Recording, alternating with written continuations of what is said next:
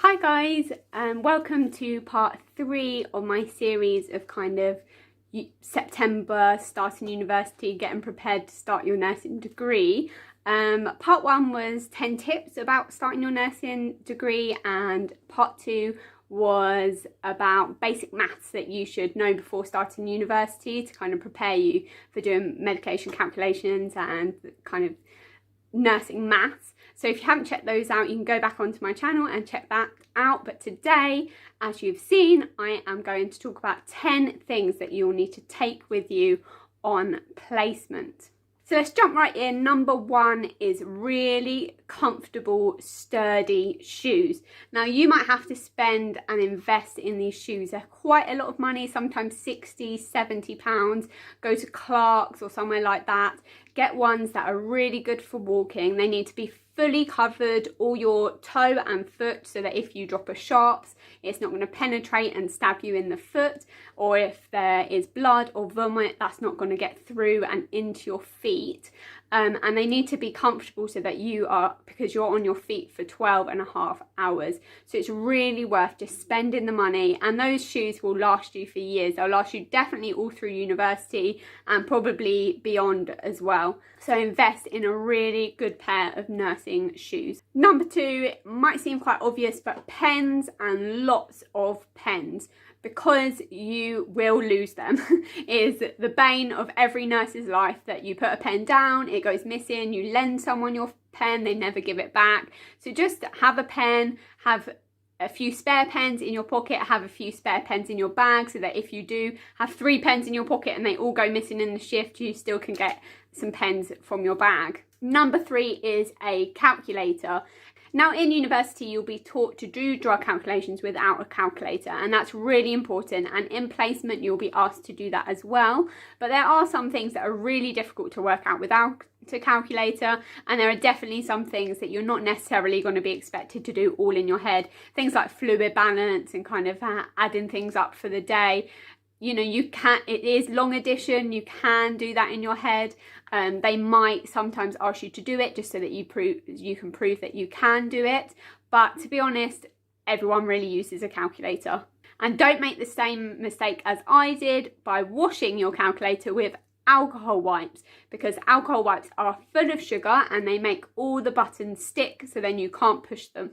Number 4 is kind of 2 things, but I put them together, is a notebook and a diary. Now in my last video I said how important a notebook is, so that you can kind of keep an eye on what you're doing in your shift, so you can kind of say when things are due and you can write things down, or like a shift planner or something like that. But also really good to take home if you don't understand something that someone said, you don't understand an abbreviation, you don't understand medicine, or you want to research more about a certain condition or certain medication, you can jot that down and you just have it all in one place, so that when you go home you can research that stuff. Now a diary obviously is more to do with making sure that you know when your shifts are, what shift you're on, what days you have off, when you have to be in university. And I found it really helpful to have a physical diary rather than on my phone. I just cannot, even now, work on a diary on my phone. It just confused me. I like to see it laid out. I like to be able to see my whole month.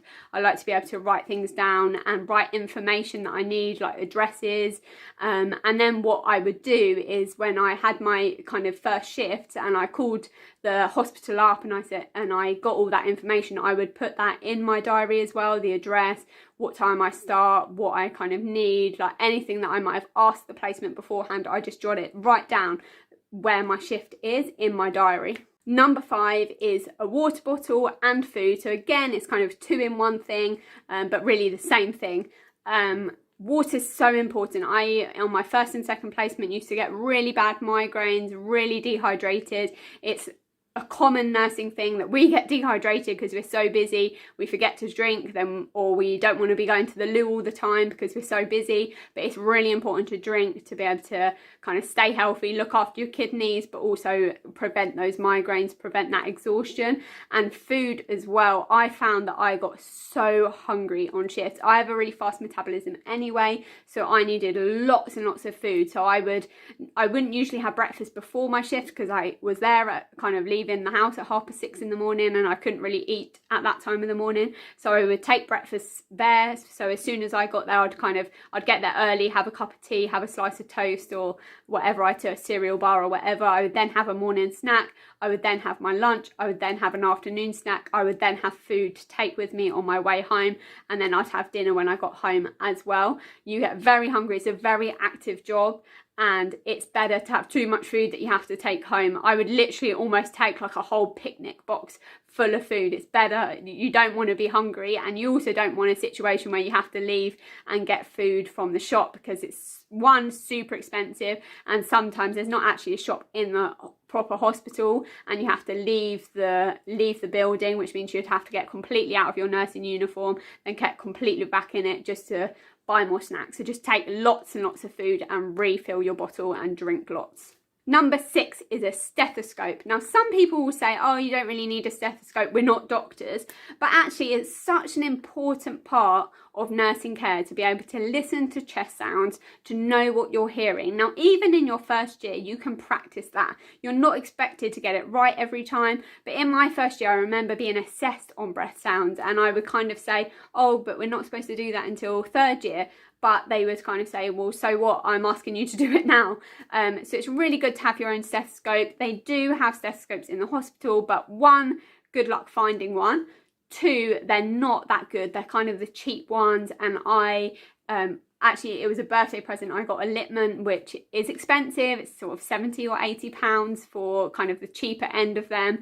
But I think it's really, really worth investing in, so that you can properly assess your patients and kind of show off those skills. Don't be embarrassed to wear one, even if all the other nurses aren't. It just makes you a good nurse. Number 7 is specifically about pediatric nursing. I used to find it really helpful to have something in my pocket that would distract the children. So one of the things I had was a little pen that if you shook it, it lit up and flashed. Now, it was obviously very easy to keep in my pocket, and the children loved it, so that I was able to do OBS, give them medication, do their IVs, well, not IVs as a student, but as a nurse, and be able to distract them. I think it really comes across well to the parents, it comes across well to your mentor, that you're kind of thinking of those children. So if you can just have like a little toy or a little something that you can distract the children with, that will really help you when it comes to doing observations on a child that goes kicking and screaming and does not want you to touch them, and just kind of gets you on their good side as well, and